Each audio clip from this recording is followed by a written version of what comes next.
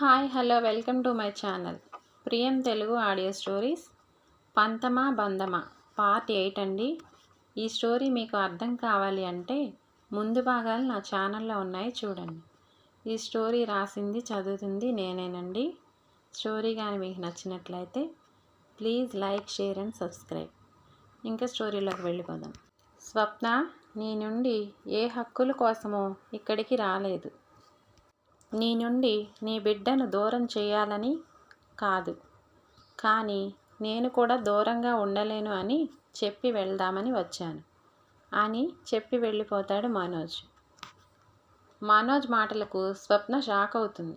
అంటే ఇప్పుడు ఈయన ఏం చేస్తారు కొత్తగా అని అనుకుంటుంది. అలా 2 రోజులకి ఒకరోజు ఉదయం స్వప్న వాళ్ళ వీధిలో చాలా హడావిడిగా ఉండడం చూసి ఏంటి అని బయటకు వస్తుంది స్వప్న. శారదమ్మ గారు కూడా అక్కడే ఉంటారు. ఎదురుగా ఒక పెద్ద లారీ ఉంది. దానిలో నుండి కొంతమంది సామాన్లు దింపుతున్నారు. ఏంటి పిన్ని గారు, ఏం జరుగుతుంది అని అడుగుతుంది స్వప్న. అదా, ఎదురుగా ఉన్న బిల్డింగ్ ఎవరో పెద్దవాళ్ళు కొనుక్కున్నారంటమ్మా, సామాన్లు దింపుతున్నారు. స్వప్న, ఆ ఇల్లు కొనుక్కున్నది ఆయనేనట అని కథని చూపిస్తుంది. ఎవరా అని ఆ పక్కకు తిరిగిన స్వప్నకి ఎదురుగా మనోజ్ కూలీలకి జాగ్రత్తలు కనిపిస్తాడు. దెబ్బకి గుండె ఆగిపోతుంది స్వప్నకి. ఏంటి, ఈ బిల్డింగ్ కొనుక్కున్నది మనోజా? అంటే ఇప్పుడు ఇక్కడ తనే ఉండబోతున్నాడా అని అనుకొని ఇప్పటిదాకా ఆఫీస్లోనే టార్చర్ అనుకుంటే ఇప్పుడు ఇంటి దగ్గర కూడానా అని ఆలోచిస్తూ ఉండగా అటుగా వచ్చి, ఏంటి స్వప్న నువ్వు ఇక్కడ ఉన్నావు అని అడుగుతాడు మనోజ్ ఏమీ తెలియనట్లు. స్వప్న, ఆయన మీకు తెలుసా అని శారదమ్మ గారు అడిగేసరికి తేరుకొని, హా పిన్ని గారు, ఆయన మా బాస్ అంటుంది స్వప్న. ఓహో, ఎందుకంటే మనోజ్ స్వప్న ఇంటికి రావడం ఎవరికీ తెలియదు కాబట్టి. శారదమ్మ గారు, ఓహో అలాగా అని అంటుంది. ఏంటి స్వప్న, మీరు కూడా ఈ ఏరియాలోనే ఉంటారా అని అడుగుతాడు మనోజ్. శారదమ్మ గారి ముందు బయటపడడం ఇష్టం లేక, అవును సార్, 4 ఏళ్లుగా ఇక్కడే ఉంటున్నా, మీకు తెలియదు అనుకుంటా అని ఒత్తి పలుకుతూ అంటుంది. తెలియదు స్వప్న, ఇప్పుడే ఇక్కడ నిన్ను చూస్తున్నా. ఈవిడ ఎవరు అంటాడు మనోజ్. దాంతో స్వప్న వెటకారంగా నవ్వుతూ, ఆవిడ మా ఇంటి ఓనర్ గారు, కానీ నన్ను సొంత కూతుర్లా, మా అబ్బాయిని తన మనవడిలా చూసుకుంటారు. వాళ్ళంత సహాయం చేయడం వల్లనే నేను ప్రశాంతంగా ఉద్యోగం చేసుకోగలుగుతున్నాను అని చెప్తుంది స్వప్న. ఓహో అలాగా, తెలిసిన వారు ఎవరూ లేరు ఎలాగా అనుకుంటే మీరు కనిపించారు. నమస్తే అండి, నా పేరు మనోజ్, నేను స్వప్న వాళ్ళ ఆఫీస్ బాస్ని అని పరిచయం చేసుకుంటాడు మనోజ్. అవునా బాబు, నా పేరు శారదమ్మ, మా వారి పేరు కాంతారావు. నీకు ఏం అవసరం ఉన్నా మమ్మల్ని అడుగు బాబు అంటుంది శారదమ్మ. మిమ్మల్ని చూస్తుంటే మా నాన్నగారి చెల్లెలు, అంటే మా అత్తయ్య అన్నమాట, ఆమె గుర్తుకొస్తున్నారు. మీరు అచ్చం మా జానకి అత్తయ్యలానే ఉన్నారు. మిమ్మల్ని అత్తయ్య అని పిలవచ్చా అండి అంటాడు మనోజ్. దానికేం భాగ్యం బాబు, మాకు పిల్లలు లేరు, అందరిలోనూ మేము అదే కోరుకుంటాం. మీకు నచ్చినట్లుగా పిలువు, మాకేం అభ్యంతరం లేదు అంటుంది శారదమ్మ.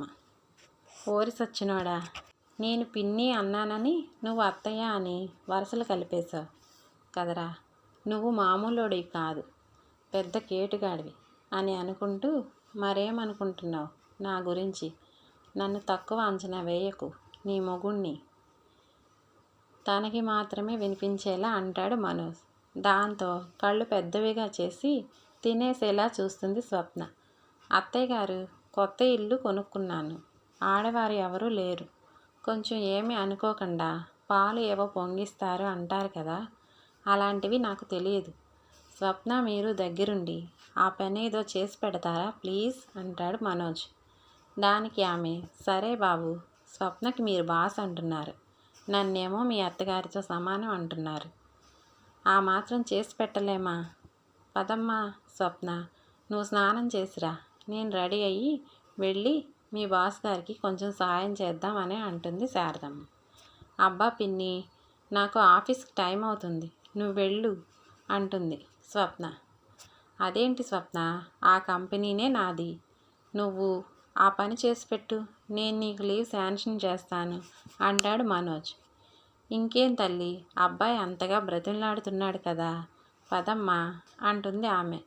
అబ్బా పిన్ని, వాడేం ప్లాన్ వేసి ఇక్కడికి వచ్చాడో తెలియక నేను చస్తుంటే మధ్యలో నిన్ను అమాయకురాలు చేసి నాతో ఆడుకుంటున్నాడు అని మనసులో అనుకొని, వీడి సంగతి తర్వాత చెప్తాను అనుకొని ఆమె చెప్పినట్లే సరే పిన్ని అని లోనికి వెళ్ళిపోతుంది స్వప్న. చాలా థ్యాంక్స్ అత్తయ్య గారు స్వప్నను ఒప్పించినందుకు. ఈ విషయంలో ఎవరిని సాయం అడగాలో తెలియక ఎదురు చూస్తున్న నాకు దేవతలా మీరు కనిపించారు. మిమ్మల్ని దేవుడే నా కోసం పంపించాడేమో అంటాడు మనోజ్. దానికి ఆమె, మీరు అంతలా ఆలోచించకండి బాబు, మీకు ఏ సాయం కావాలన్నా నేను ఉన్నా అంటుంది ఆమె. అది విన్న స్వప్న, అప్పట్లో ఎవరితోనూ అంటీ ముట్టనట్లు ఉండేవాడివి కదరా, ఇప్పుడేంటి నీలో ఇన్ని యాంగిల్స్ చూపిస్తున్నావు అని గొణుక్కుంటూ వెళ్తున్న స్వప్నను చూసి, ఇప్పుడేం చూసావు, ముందుంది నీకు నా ఒరిజినాలిటీ చూపిస్తాను అని అనుకుంటాడు మనసులో మనోజ్. కొద్దిసేపటికి స్వప్న శారదమ్మ గారు మనోజ్ ఇంటికి వస్తారు. స్వప్నను చూసి మనోజ్, మీ బాబు ఎక్కడా స్వప్న అని స్వప్న తీసుకురావాల్సింది అంటే, బాబు ఇంట్లో ఉన్నాడు, వాడెందుకు అంటుంది స్వప్న. కొన్ని మంచి సమయాల్లో పిల్లలు కూడా ఉంటే బాగుంటుంది, ఎందుకంటే పిల్లలు దేవుడితో సమానం. మీరు ఇక్కడ చూస్తూ ఉండండి, పనాయన రంగయ్య ఉన్నాడు, మీకు ఏం కావాలన్నా తెచ్చి పెడతాడు. రంగయ్య, వీళ్ళిద్దరూ ఏది అడిగితే అది వాచ్మెన్తో తెప్పించు, నేను ఇప్పుడే వస్తాను అని స్వప్న ఇంటికి వచ్చి వంశీ దగ్గరికి వెళ్ళి, బాబు ఏం చేస్తున్నావు అని అడుగుతాడు మనోజ్. మీరా అంకుల్, నేను ఆడుకుంటున్నాను అంటాడు వంశీ. స్కూల్కి వెళ్ళలేదా?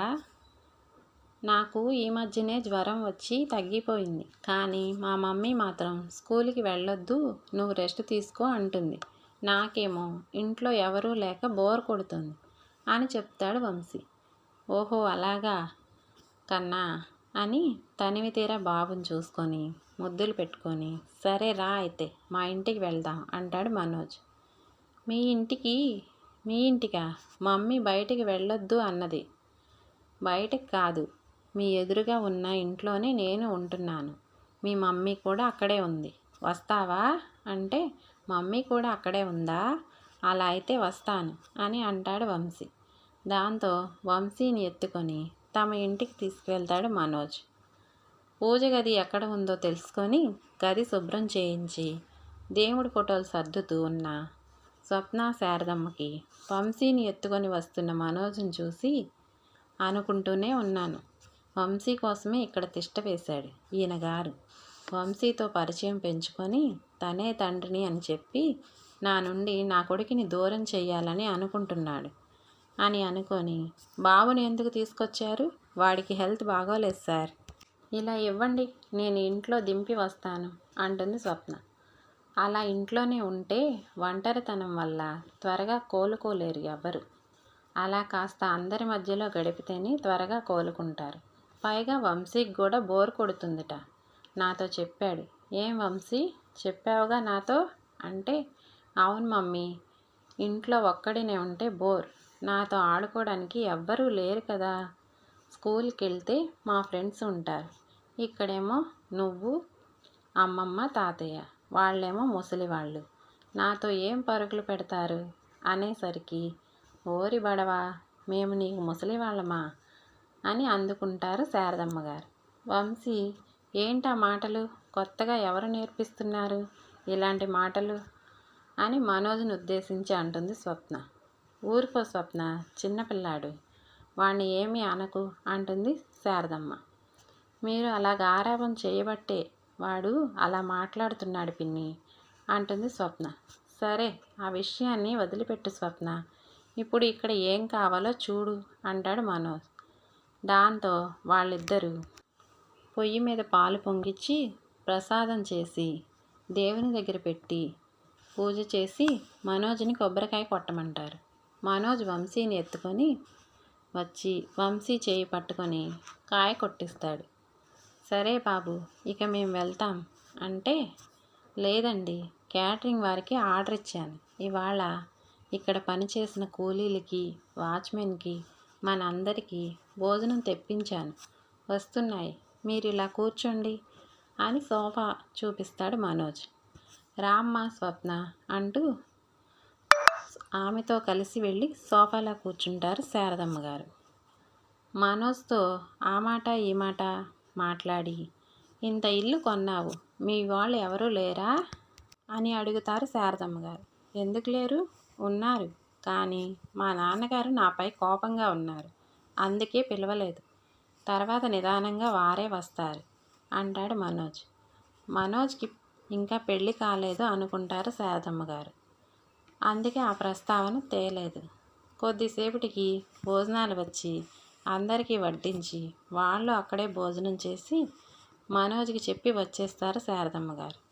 స్వప్నకేమో ఇక్కడ నుండి ఎంత త్వరగా బయటపడతామా అని వంశీని తీసుకొని వెళ్ళిపోదాం అనిపిస్తుంది లోపల. మనోజ్ కూలీలతో సామాన్లు ఏవి ఎక్కడ పెట్టాలో అక్కడ పెట్టించి వారికి డబ్బులు ఇచ్చి పంపించేసరికి రాత్రి అయ్యింది. రాత్రి 7 గంటలకు ఏం బాబు, అన్ని పనులు అయ్యాయా అంటే, అత్తయ్య గారు, కొద్దిగా ఉన్నాయి, అవి రామయ్య సర్దేసుకుంటాడు. మరి మీకు వంట? అది కూడా రామయ్యే చేస్తాడు, ఇంట్లో అన్ని పనులు రామయ్యే చూసుకుంటాడు అంటాడు మనోజ్. ఈ పూటకి నేను పంపిస్తాను, మీరు ఆ పనులు చూసుకోండి అని అంటుంది శారదమ్మ. వద్దులేండి, మీకెందుకు శ్రమ, ఆర్డర్ పెడితే 5 నిమిషాల్లో వస్తుంది అంటే వినలేదు శారదమ్మ గారు. తనే వంట చేసి పంపిస్తుంది. అది అంతా గమనించిన స్వప్న ఈ పిన్నిని మరీ అమాయకురాలు చేసి ఆడుకుంటున్నాడు అత్తయ్య అని. అయినా ఈయన గారు మళ్ళీ పెళ్లి చేసుకోలేదా, వాళ్ళ తల్లిదండ్రుల గురించి చెప్పాడు కానీ అనుకొని, అయినా నాకెందుకు, నన్ను కాదని వదిలేసి వెళ్ళిపోయిన వాడి గురించి అనుకొని లోనికి వెళ్ళిపోతుంది. అతని గురించి ఆలోచించకూడదు అనుకుంటూనే మేము విడిపోయి 5 ఏళ్ళు అవుతుంది. ఈయన గారు ఎవరిని పెళ్లి చేసుకోలేదా, చేసుకుంటే ఆవిడ ఏది, కొంపతీసి ఇతని టార్చర్ తట్టుకోలేక వెళ్ళిపోయిందా? పిల్లలు ఎంతమంది ఉంటారు, ఒకరా లేక ఇద్దరా, లేకపోతే ప్రసవానికి పుట్టింటికి వెళ్ళి ఉంటుందా? ఒకవేళ అదే నిజమైతే ఆమె తిరిగి వస్తే ఇక్కడికి తీసుకువస్తాడా? వామ్మో, అప్పుడు ఆమెకు నేను మొదటి భార్యనని తెలుసుకొని నన్ను చూసి మొహం చిట్లిస్తుందేమో. భగవాన్, అలా అయితే అది అంతా చూసి నేను ఎలా తట్టుకోగలను? అసలు ఈ మహానుభావుడు తన భార్యను తీసుకొచ్చి నా ముందే వాళ్ళు కాపురం పెట్టి నన్ను ఏడిపించాలనా? అదే అయ్యుంటుంది. అలా అయినా నన్ను సాధిద్దామనే అతని ప్లాన్. ఆఫీస్లో ఏడ్పించింది చాలక తనకు సాటిస్ఫాక్షన్ కలగలేదని ఇలా చేసి ఉంటాడా? అసలు ఇతను ఏం ప్లాన్ వేసుకొని వచ్చాడు అని ఆలోచిస్తూనే రాత్రంతా నిద్రపోదు. ఉదయం నిద్రలేచి వంట చేసి వంశీని స్కూల్కి రెడీ చేసి బయటకు వచ్చి కాంతారావు గారికి అప్పగిస్తుంది. ఆయనే వంశీని స్కూల్లో దింపేది రోజు కాబట్టి. అదంతా గమనిస్తున్న మనోజ్ వంశీ దగ్గరికి వచ్చి, ఏంటి బాబు, స్కూల్కి వెళ్తున్నావా అని అడుగుతాడు. అవును అంకుల్ అంటాడు వంశీ. సరే రా, అయితే నా కారులో దింపుతాను, వస్తావా అని అడిగితే, ఓ వస్తాను అని. తాతయ్య, సాయంత్రం నువ్వురా, నీతో ఇంటికి వస్తాను, ఇప్పుడు ఈ అంకుల్తో వెళ్తాను, పదండి అంకుల్ అని వాళ్ళకి మాట్లాడే అవకాశం కూడా ఇవ్వకుండా మనోజ్తో వెళ్ళిపోతాడు వంశీ. దాంతో కాంతారావు గారు, చూడమ్మా స్వప్న, కారు అనగానే నీ కొడుకు నన్ను వదిలేసి వెళ్ళిపోతున్నాడు అంటారు. దానికి శారదమ్మ గారు, పోనీలండి, సాయంత్రం మీరు వెళ్ళి తీసుకురండి, సరేనా అని.